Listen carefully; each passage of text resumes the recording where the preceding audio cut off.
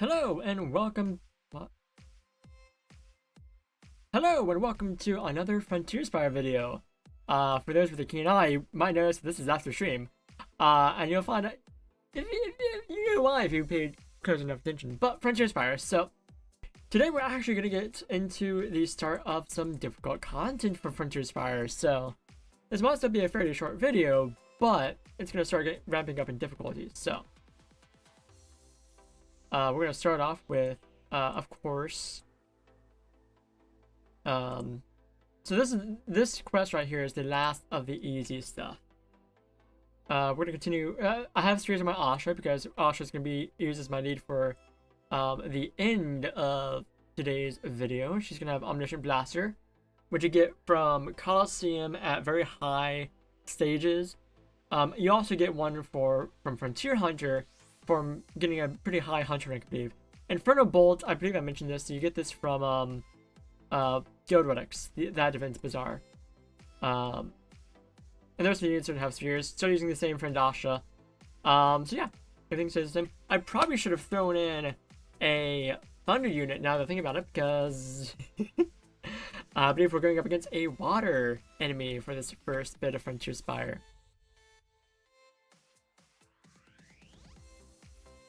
Assuming it wants to load up. Yeah, we'll find out here in just a moment if there is indeed a water unit. If it's who I think it is, I might be wrong. We'll find out.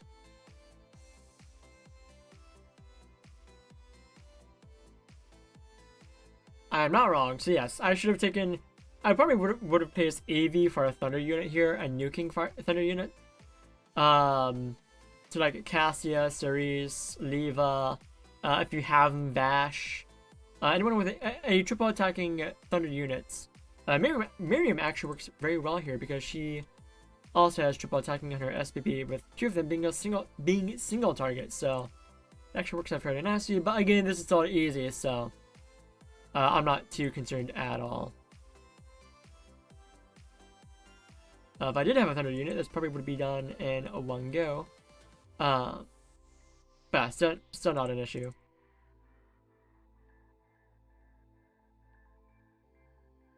It's gonna take me a little bit longer than I wanted to because, well, lots of mitigation going on from him. But this should be, yep, there we go, the last turn. So that is Devon Wolf down. But the next one is gonna be where things start ramping up in difficulty, and that's where I've already prepared the next squad before the video even started, so I don't have to cut out as much. So I won't be going over Asha Spheres for the next squad because I just did that right now. As you can see, we get more shards, some Elementum Tomes, Gymnast Tomes, and that's all you get. But the rewards are going to get better and better. So next up we have Sector 14, and this is where things start getting difficult. This I'm going to say you want to have specialized squads starting with this one. For Sector 14, you want to have mono fire squad. So this is my squad I have here. One of these units is actually new to the squad because it got her tonight. But the rest are all fairly easy to get. The smart thing for these videos would be to use more budget units, but clearly I'm not doing that. So, the squad here, we have Asha, Double Green, Anoko, and Kayena. Let's go for one of each of these units. So, Asha lead, she's just like the best fire lead if you don't have access to Mugen. She provides 250% fire elemental damage, as well as 250% critical damage, making her pretty good, because she helps you get to that critical damage cap of 700%. She does have 30% BC cost reduction, as well as 10% for all allies on ES. She also provides more fire EDBD on ES for all allies, which is pretty nice. She's also just a great nuking unit in general, having access to EDBD and crit damage boost on her SPP. Chance for recast, so she actually completes Master of the Hunt. And she has, again, triple attacking, double AoE on her SPP, and then I believe a single targeting added in through enhancements. No, that's triple AoE. Nice! So even more nuking. So the same thing will apply for the friend Asha. Green is just another great nuking unit. She also has access to extra action on UBB as well as evasion on UBB, which means you can put Master of the Hunt on her and just get this done and over with super quickly. But that's not the strategy I'm going to use. I'm just going to do plain nuking. Victory chance, this you get. I'm going to go with spheres. You're welcome to use other budget nuking spheres if you have access to them. But I'm just going to go hard, like balls to the wall on my spheres. So minus, again, limited time spheres for the most part. There will be some and there will be alternatives. But for most of these spheres, you can just have access to them at any point. Victory chance, you get this from RC7. You want to do Fiend of Fire to get the Ember Stones and the Fire Omphidoses, and use them along with your War Demon Spade to craft Victory Chant. Argus is from Frontier Rifts Event Bazaar. Infernal Majesty, this is another one I suggest you replace with something else. This is pretty much just on there for Spark. Ideally, I put something not Infernal Majesty on her, because it just provides Spark damage. Victory Chant just went over that, so that's RC7. On my Noko, I have S.A.X Mana, so you get this from RC7 as well. You take the Orbi shards, you go into the Raid Battle Events Bazaar, and you pick up the materials to craft S.A.X Mana. Snowbound Victory is from Guild Relics, so both of these are easily acquired through RC7. Sage's Mercy, you get this from Frontier Hunter. Having a certain Hunter rank, you also get another one from Colosseum, again at high Colosseum stages. Vasher's Angel Arm is a limited edition sphere. I have it, so you can replace this with any other sphere that you can probably replace this with Obram, to be honest. You don't get all the same effects, but you do get just nuking effects from Obram instead of Vasher's Angel Arm. Obram you get from Frontier Rift Event Bazaar. And this is the friend Asha from Third, because Third helped me out with memes apparently.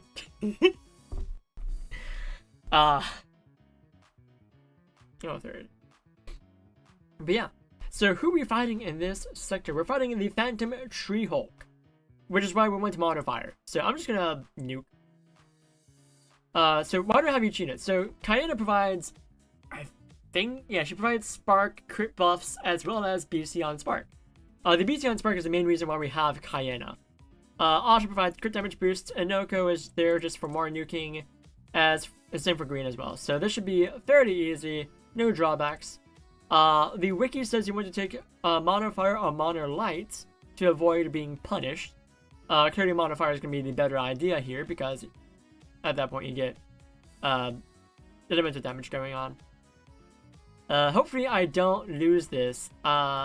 This isn't looking... Oh no! Oh no! We're just gonna... I'm gonna be taking things on the safe side here. We're gonna use a. I'm not sure what's going on here. I have no clue why I'm struggling with this. I might not actually be struggling. I just got really unlucky, but I'm pretty safe here. The items that you get for access in Frontier Spire is locked to Frontier Spire. So yeah, eat it.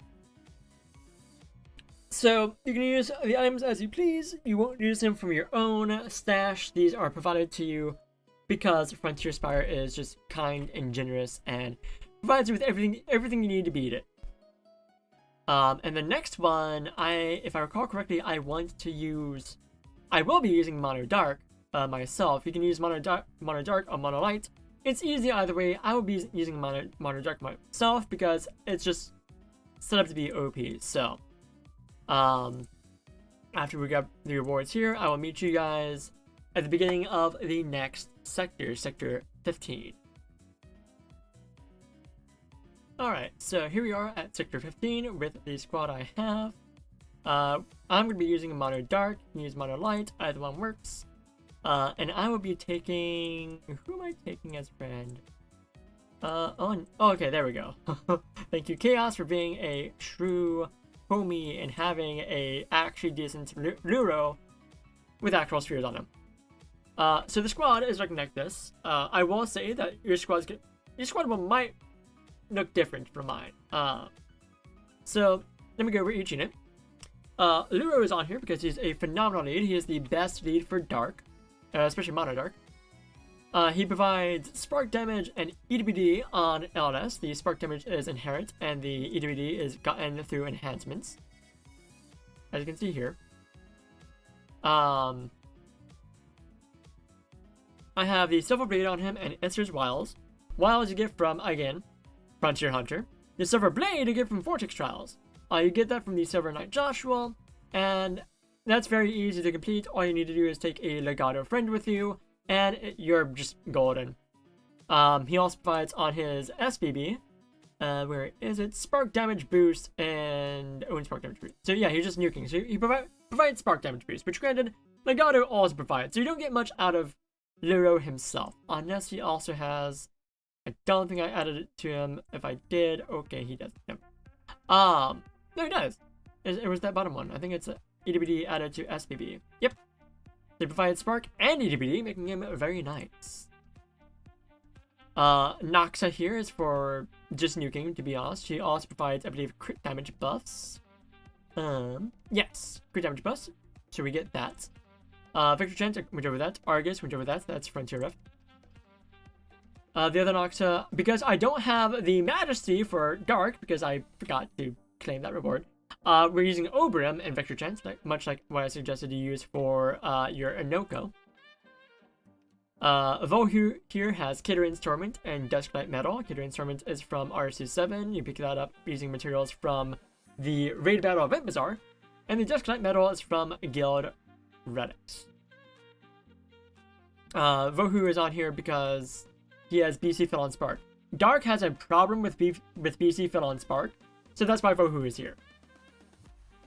Legato is on here because we're going to be using the Moth EA strats. I currently have my Master of the Hunt on my Legato, so both Noxa and Vohu complete Master of the Hunt, so that makes them both very nice. If you have Vohu, you can actually replace Noxa with like Kirk or Nico. You might be missing out on critical damage buffs, but you can if you want. Because Vohu completes Master of the Hunt and provides BC Fill on Spark, so he is super nice for that. And as I mentioned, Luro is the lead. This friend Luro can have whatever. Your squad might look a little bit different. Your squad might take a Legato friend if you're using the same strategy as me. And you might be using either another Noxa or Kirk or just another nuking unit in general. These spheres I have on my Legato. If you're using my Legato, you can have access to this. It makes sure that Legato has 0 BC. So when you overdrive him, he will immediately have his UBB from the get-go. His leader skill is not that great. You do get crit damage buffs, which is okay, I guess. Critical damage does have a cap of 700%, and you're definitely gonna hit it between his UBB and you're not gonna hit it from his UBB. He has spark damage boost on UBB. Okay. You're still probably gonna hit that crit damage cap anyway, because it's just so easy to hit. Anyways, with these out of the way, you know why I'm using them. Luro for EWD and Spark, Noxa for crits, Vohu for BC Fill and Spark, Legato for EA, Massive Hunts, Luro friend just to spark better with the Luro. So let's get into this one. So this one, you're fighting 2 Saskias. You can get away with using a mixed light and dark squad. But that's entirely up to you if you want to do that. I'm just gonna target probably the Phantom Hate. And yeah, we're just gonna do this. Right, it might help if I actually use a Fujin on Vohu. Just so we can get that spark damage going on. And yeah, Luro actually has EA for self on BB, so we're gonna do something funky here. We're gonna boop boop, and then we hit auto, and that's gonna fill up our BB gauges. There goes the Phantom Hubris, the other one. And now we're just gonna. I didn't have Overdrive. Oops. Oh well, this is still super easy. I don't think we're gonna see a revive. You know, okay. So I messed up a little bit, but again, this is super easy. Actually, you can take Mono Light or Mono Dark. Mono Light might be easier to work with, simply because the extra action unit for Mono Light is Lights Kranus, who we currently get for free if you log in for 24 days during a login campaign. So yeah, you can just use him. You can use him as a friend. He's, again, more widely accessible than Nagato. So I will show an example of a light squad you can use. Probably like several examples. Just to give you guys more options, because Dark is a little bit top heavy for like meta relevant Dark squads. Like you definitely need some collaboration friends at the very least. So I'm gonna go to Sector 15. We're gonna check out the squad. I'll just show off my light squad. So this would probably be the squad I use for Sector 15 if I wanted to go Mono Light. Or if you want something a little bit more budget friendly, you can replace Cardos for. We're just gonna build squad here on video. Where is? I am super unobservant. There's a Peter. Double Peter is a good idea. Again, if you have a Kranus already yourself, he makes a pretty good lead. Phaedra is a better lead than Light Kranus is, so if you have Phaedra, definitely use her instead. If you do have Phaedra instead of Kranus, and you also have a Kranus, there's a nuking unit right there. Kranus would be your extra action unit. If you don't have Master of the Hunt yourself, take a friend Kranus, again, good unit. Kranus can also very easily achieve 0 BC, much like Legato can. As for another light slot, you can either put in a Vanilla, you can put in Kelsa, any other nuking unit. A third Peter if you want to. Any light unit that has a triple attacking SBB, preferably with no random combo attacks, but if that's all you have access to, that's all you have access to. So yeah, that's about it. Thank you guys once again for visiting the Grand Gaia Library. Links to our Twitter, Twitch, and Discord in the description down below. Check that out. And I will see you guys tomorrow for another Frontier Spire video, the second to last one for this series. So it should be special. Bye-bye, everyone!